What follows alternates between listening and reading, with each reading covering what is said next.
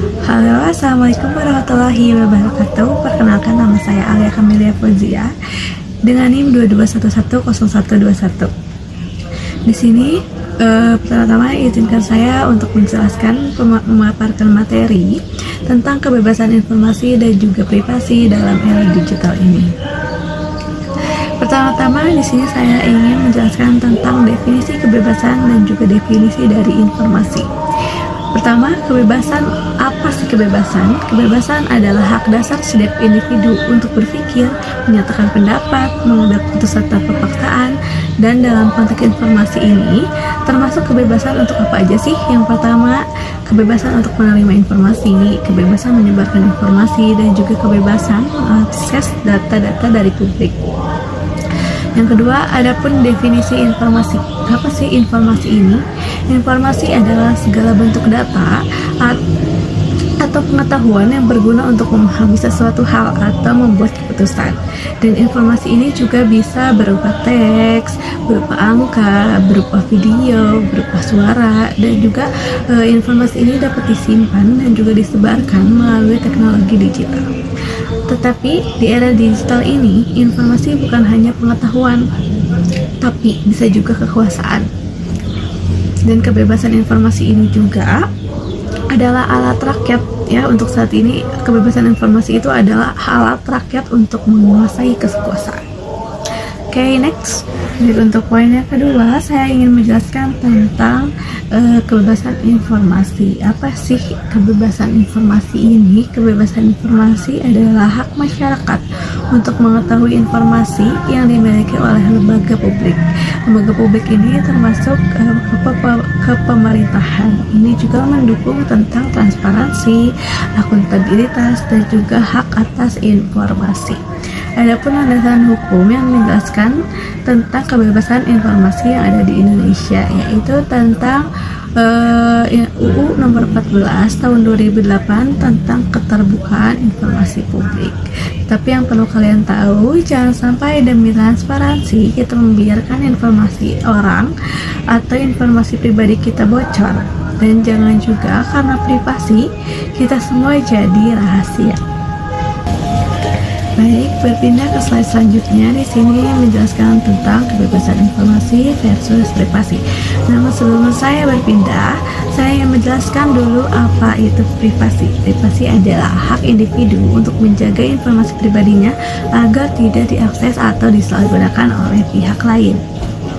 Di sini ada dua prinsip penting yang sering bertabrakan. Pertama, ada tentang kebebasan informasi. Yang pertama, kebebasan informasi itu hak publik untuk tahu, lalu mendorong transparansi dan juga akuntabilitas, juga akses terhadap informasi publik. Sedangkan privasi yaitu hak individu untuk menjaga kerahasiaan pribadinya, lalu ada pengendalian atas data pribadinya, juga melindungi keamanan dan juga data pribadi, termasuk martabat pribadinya. Konflik yang kerap terjadi di Indonesia yaitu semakin banyak yang dibuka ke publik, semakin besar risiko privasi yang akan terbuka. Contoh nyatanya seperti apakah gaji pejabat publik boleh diumumkan? Jawabannya iya. Apa sih? Karena apa?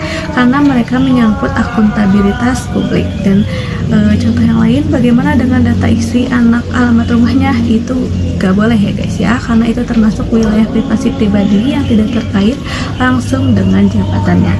Seperti analoginya, bayangkan transparansi seperti jendela kaca bening untuk melihat isi rumah, yang artinya itu pemerintahannya. Tapi privasi adalah tirai bersama tidur, jadi gak semua hal perlu dibuka. Kuncinya adalah keseimbangan. Jadi jangan semua ditutup atas nama privasi, tapi juga jangan semua dibuka atas nama transparansi. Mana informasi publik dan mana informasi pribadi harus jelas dibedakan. Baik, di slide selanjutnya ada poin tentang ciri-ciri kebebasan informasi. Di sini menjelaskan ada 5 poin. Yang pertama, ada terbuka untuk umum, yaitu informasi publik harus dapat diakses oleh siapa saja tanpa diskriminasi. Contoh seperti APBD, laporan kinerja instansi, dan juga program pemerintahan. Yang kedua ada prosedur permintaan yang jelas, yaitu adanya mekanisme resmi untuk meminta informasi, misalnya melalui surat, email, ataupun platform online, dan termasuk juga ke batas waktu respon dan prosedur pengajuan. Yang ketiga ada sanksi jika menolak tanpa alasan. Penolakan informasi ini juga harus disertai dengan alasan hukum yang sah. Jika tidak, bisa dikenai sanksi administratif, bahkan pidana. Menurut Undang-Undang Nomor 14 Tahun 2008 tentang Keterbukaan Informasi Publik.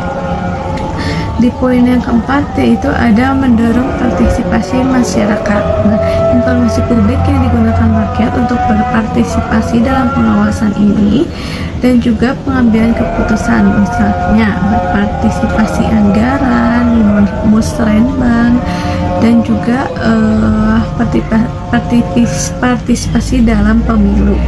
Yang kelima ada poin hak mengajukan keberatan. Jika permintaan informasi ditolak atau tidak ditanggapi publik, publik juga berhak mengajukan keberatan dan menyampaikan sengketa ke Komisi Informasi. Baik, berpindah ke slide selanjutnya. Di sini ada definisi privasi dan juga contoh informasi pribadi. Di sini apa itu privasi? Privasi adalah hak seseorang untuk mengontrol informasi pribadinya, termasuk siapa yang boleh tahu, kapan boleh tahu, dan untuk apa informasi itu digunakan. Privasi ini bukan tentang sembunyi-sembunyi, tapi tentang memilih apa yang kita ingin bagikan kepada siapa dan juga kenapa. 3 pilar utama privasi. Yang pertama, siapa yang mengakses? Apakah hanya pihak berwenang? Apakah ada izin dari pemilik datanya? Dan juga kapan diakses? Apakah dalam keadaan darurat? Apakah hanya saat untuk dibutuhkan saja? Dan untuk tujuan apa? Apakah data ini digunakan untuk pelayanan, analisis, atau malah dikomersialkan? Contoh informasi pribadi yaitu yang harusnya dilindungi dan tidak disebarkan sembarangan, yaitu ada nama lengkap, alamat rumah, nomor telepon atau nomor yang bisa menghubungi kita, lalu rekam medis dan juga riwayat pencarian internet atau aktivitas online. Bahkan hal yang tampak sepele seperti tanggal lahir dan ibu kandung bisa digunakan untuk riset akun bank kita atau juga email kita. Nah, dalam dunia digital saat ini, setiap kita klik, scroll, dan unggahan kita adalah jejak data. Privasi kita memberikan kendali bukan soal menutup diri, tapi soal siapa yang kita izinkan masuk ke ruang pribadi kita. Lalu ke slide selanjutnya ada Undang-Undang Privasi di Indonesia, yaitu ada UU Nomor 27 Tahun 2022 tentang Perlindungan Data Pribadi atau UU PDP.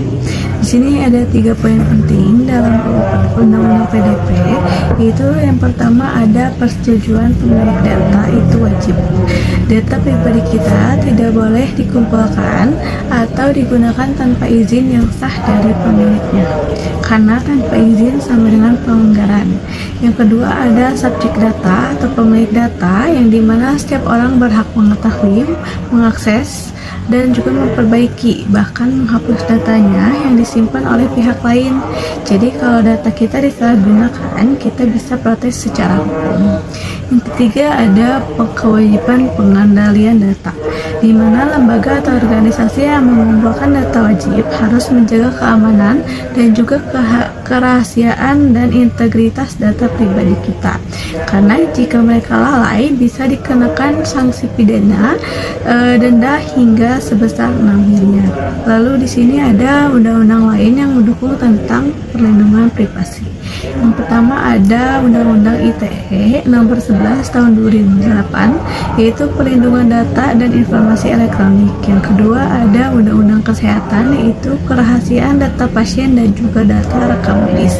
Yang ketiga Peraturan OJK dan Kominfo, keamanan data di sektor keuangan dan telekomunikasi. Yaitu contohnya jika kita daftar layanan fintech lalu data kita bocor dan disebarkan ke debt collector, itu kita bisa melapor ke Kominfo karena itu sudah melanggar undang-undang PDP. Di slide selanjutnya ada poin tentang faktor yang mempengaruhi privasi. Yang pertama ada faktor internal atau dari diri sendiri, yaitu kurangnya literasi digital karena banyak orang belum paham bahwa data pribadi itu sangat berharga. Contohnya seperti jika kita mengisi data lengkap di kuis online atau aplikasi tidak resmi, itu biasanya data kita akan bocor. Lalu kebiasaan sharing tanpa filter, yaitu penggunaan media sosial sering membagikan terlalu banyak hal pribadi seperti lokasi rumah, nama anak, tempat kerja, hingga nomor telepon.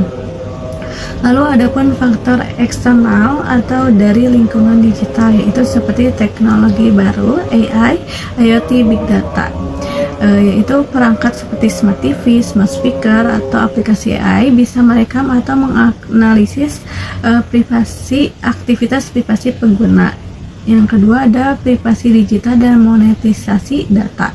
Banyak perusahaan seperti Google, Meta, dan lain-lain yaitu mengadakan iklan tertarget yang butuh data pribadi karena data sama dengan uang. Yang ketiga ada regulasi yang lemah, kurangnya penegakan hukum, serta lambatnya adaptasi hukum terhadap teknologi yang terus berkembang. Jadi privasi kita ini terancam bukan hanya karena hacker atau teknologi canggih, tapi juga karena diri kita sendiri yang sering kali lemah. Teknologi ini berkembang sangat cepat, jadi kesadaran kita kadang-kadang sering tertinggal seperti itu. Lalu di slide selanjutnya ada pun dampak atau ancaman serius dari kehilangan privasi dan juga contoh kasus pelanggarannya. Nah, apa sih yang bisa terjadi saat privasi kita itu bocor? Nah, begitu data pribadi kita tersebar, kita bukan cuma kehilangan informasi, tapi kita juga kehilangan kendali atas identitas digital kita. Nah, yang ancaman yang pertama yaitu phishing dan hacking. Nah, penjahat dunia maya menggunakan data curian untuk mengelabui kita agar memberikan info penting termasuk seperti PIN dan juga kode OTP, contohnya seperti email palsu dari bank yang ternyata hanya jebakan. Yang kedua ada kebocoran data massal, yaitu data pengguna dari instansi atau lembaga bocor dan dijual di forum gelap atau dark web. Data 27,9 juta penduduk dari BPJS Kesehatan jadi isu nasional. Dampaknya bisa digunakan jadi pinjol ilegal, scam, dan juga manipulasi identitas. Yang ketiga ada tracking seperti cookies atau GPS. Website dan aplikasi melacak lokasi, preferensi, bahkan kebiasaan belanja kita yang sering kali tanpa pengetahuan pengguna. Yang keempat ada deepfake dan manipulasi wajah, yaitu teknologi AI bisa menciptakan video palsu yang seolah-olah menampilkan kita melakukan hal yang tidak pernah kita lakukan. Nah, potensi bahayanya yaitu seperti pemerasan, pencemaran nama baik, dan juga hingga memanipulasi politik. Yang kelima ada oversharing di media sosial yang seringkali kita lakuin. Seperti pengguna sering mengunggah terlalu banyak informasi pribadi seperti lokasi, anak, KTP, tiket pesawat yang tanpa sadar sedang membuka pintu lebar-lebar untuk hacker. Seperti upload boarding pass itu bisa jadi celaka. Nah, kesimpulannya itu hilangnya privasi bukan hanya soal malu, tapi bisa merusak hidup kita dari keuangan, reputasi, dan juga sampai keamanan fisik diri kita sendiri. Lanjut ke slide selanjutnya. Di sini ada slide yang menjelaskan tentang perlindungan privasi di berbagai bidang.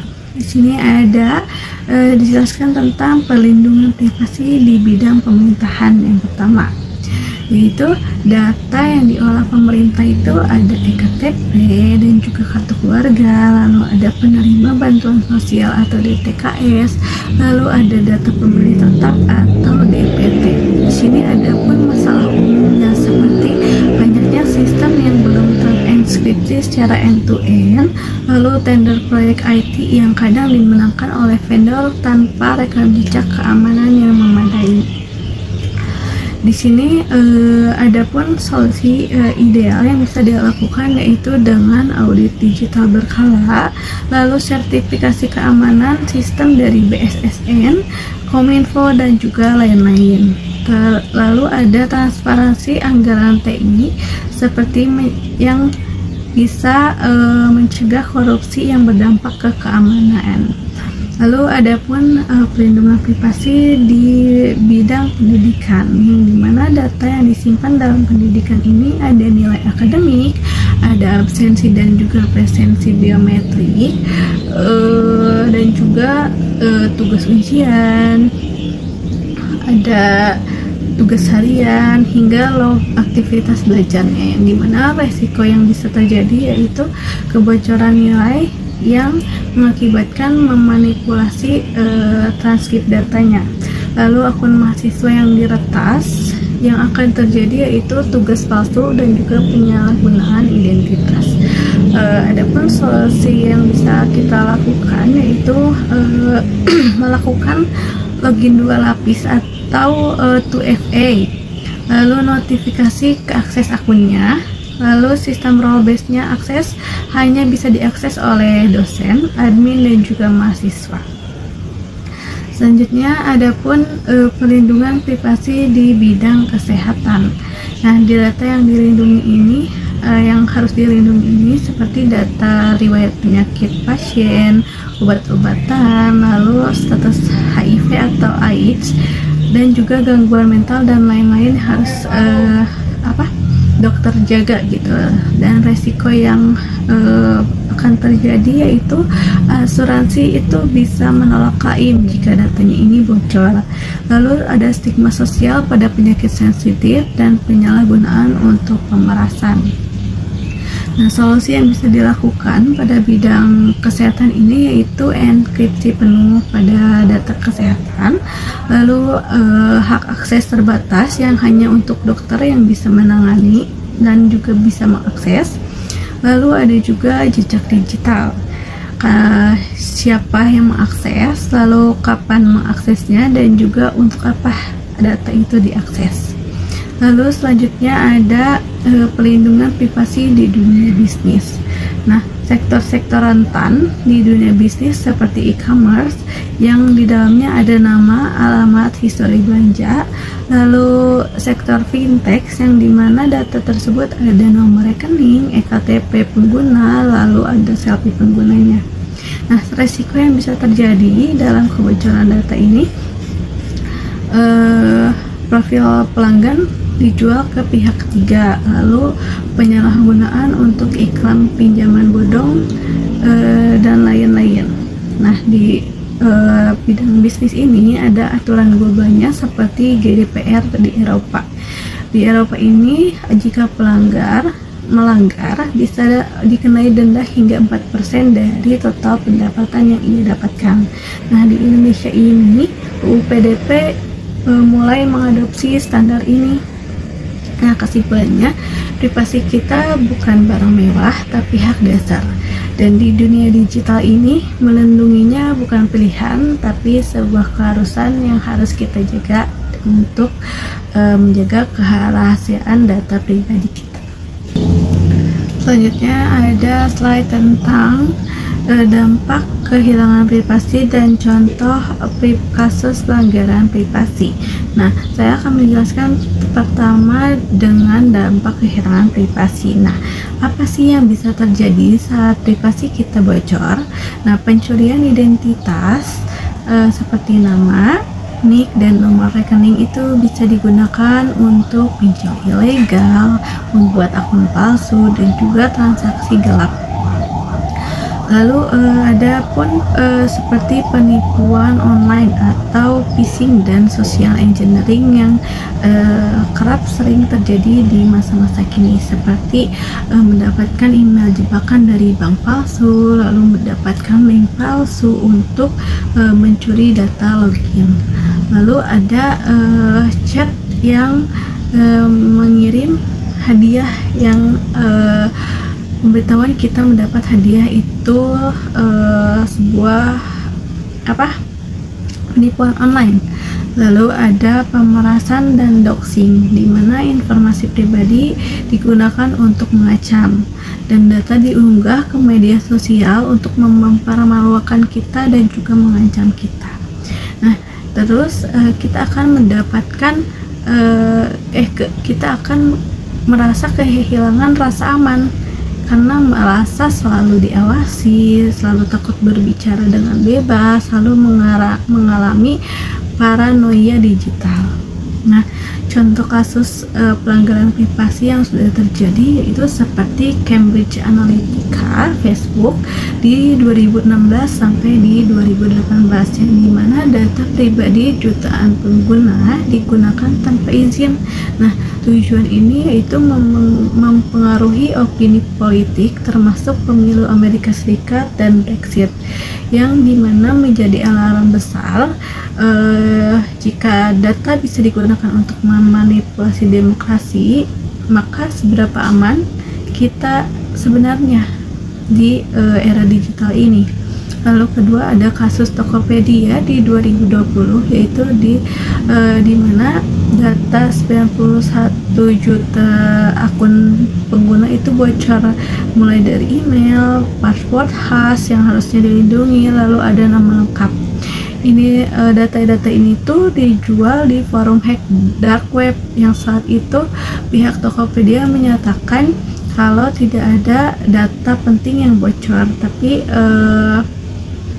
data-data tersebut netizen mikir itu tuh penting banget dan panik duluan. Lalu ketiga ada kasus BPJS di tahun 2021, diduga 279 data bocor penduduk termasuk yang sudah meninggal, yang data ini meliputi nik, nama, alamat, lalu ada nomor ponsel, bahkan gaji pun bocor gitu.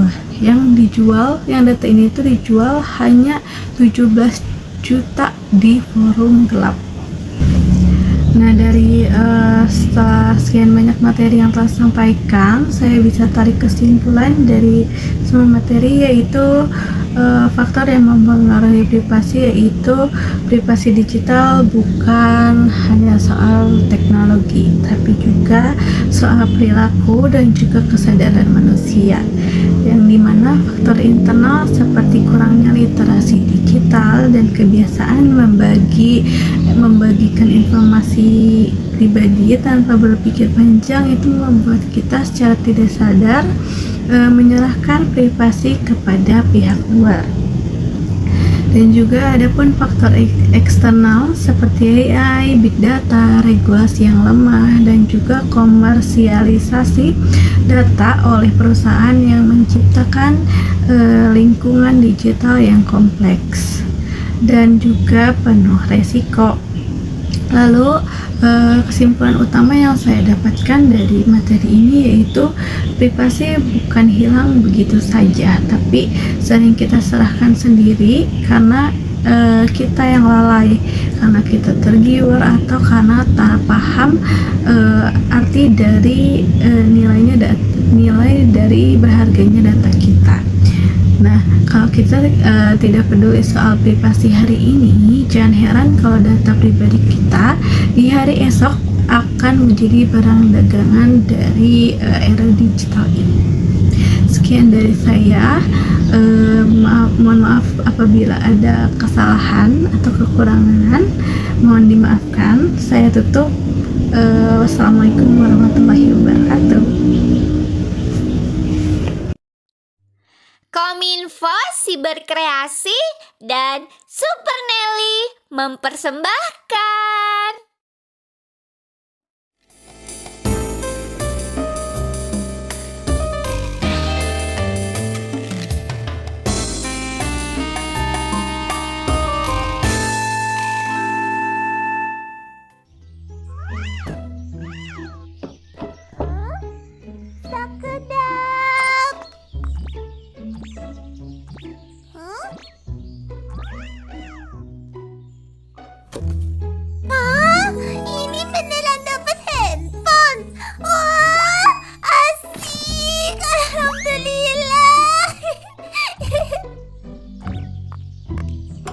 Nelly,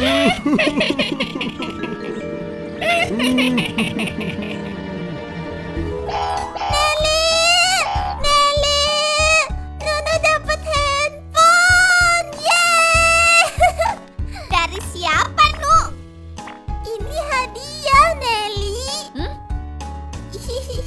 Yeay, HP baru.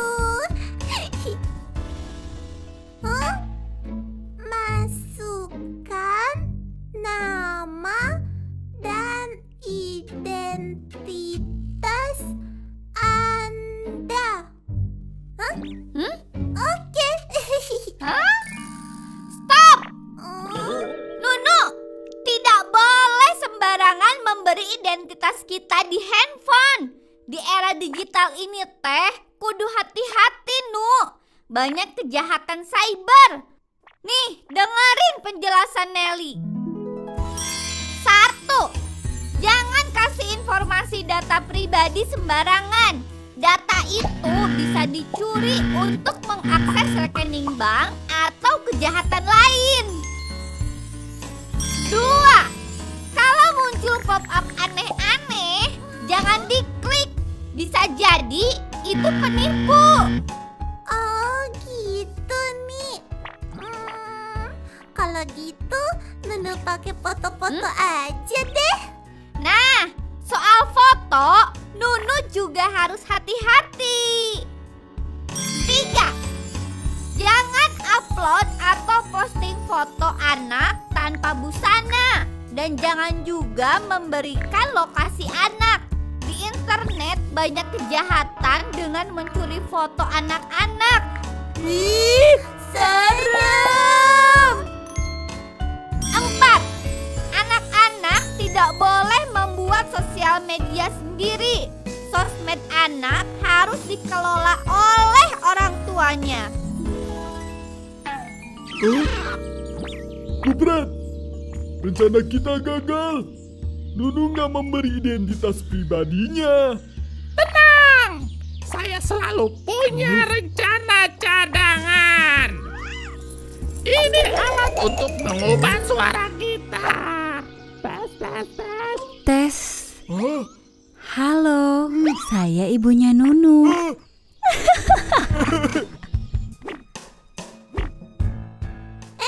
Ada telepon. Halo? Nunu, tolong Mama, Nak. Mama kecelakaan, ada di rumah sakit. Mama kenapa? Nelly! Mama kecelakaan! Hah? Di mana? Nu, Mama nggak bisa dapat kamar karena nggak ada biaya. Nunu kirim uangnya ke Mama. Nanti petugas rumah sakit mau ke panti mengambil uangnya. Halo? Kok ditutup sih? Itu Nelly! Tunggu sebentar. Tunggu. Itu kan handphone baru. Kenapa Mama Nunu bisa tahu nomor itu? Jangan-jangan ini penipuan?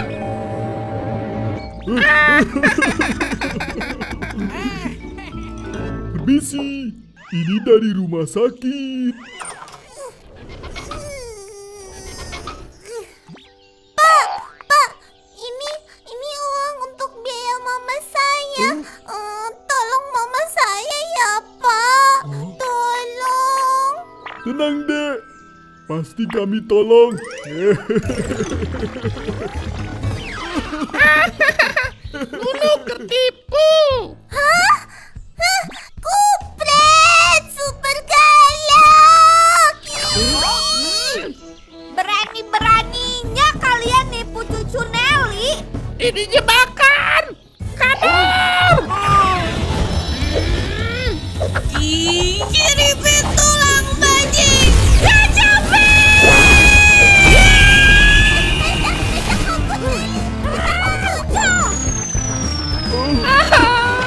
Ampun, Nelly. Ampun, Nelly.